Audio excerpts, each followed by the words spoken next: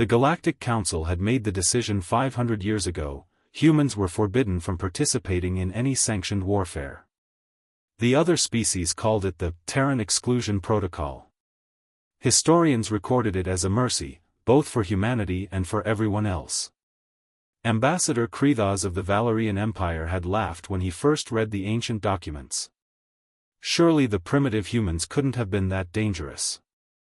Now, as the Zithian swarm consumed world after world, with nothing stopping their relentless advance, the Council had no choice.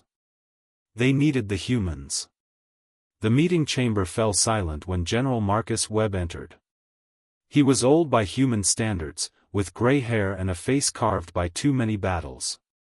He carried no weapons, wore a simple uniform, and yet every alien in the room felt their survival instinct screaming. "You want us to fight," Webb said. "Not a question. The Zithians cannot be reasoned with," Krethos explained. "They consume everything. We've lost 47 colonies in 6 months. Our fleets are.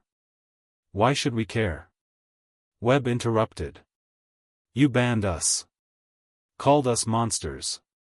Barbarians." The council members shifted uncomfortably. It was the Thelian ambassador who spoke. "We were wrong. We didn't understand."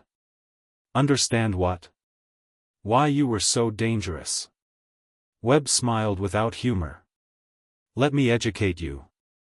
He pulled up holographic records from the First Contact War, the conflict that led to humanity's ban. The aliens watched in growing horror. Humans didn't just fight battles. They turned planets into fortresses. They fought in environments that would kill other species. When their ships were destroyed, they used the debris as weapons. When they ran out of ammunition, they rammed enemy vessels. When capture was inevitable, they self-destructed, taking their enemies with them. "We studied your species afterward," Krethos whispered. "Your entire evolutionary history is warfare. Predator and prey. Tribes and empires. You've been fighting for survival since you climbed down from trees." "Every species fights," Webb countered. "Not like you," the Thelian said. "When we face extinction, we surrender, hoping for mercy. When you face extinction, you fight harder. You don't have a word for acceptable losses. You have a word for fighting until literally everyone is dead. You call it Thermopylae. Alamo. Last stand." Webb leaned forward. "You want to know why you banned us? Because we don't fight fair. We don't follow rules of engagement when our survival is at stake. We'll use chemical weapons, biological warfare, nuclear fire. We'll sacrifice entire fleets to win a single battle. We'll turn our own bodies into weapons if we have to. The Zithians are doing all of that," Krethos said desperately. "They're overwhelming us because they fight without honor, without rules. Then you need someone who fights the same way." Webb stood.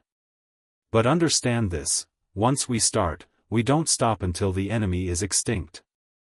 Not defeated. Not surrendered.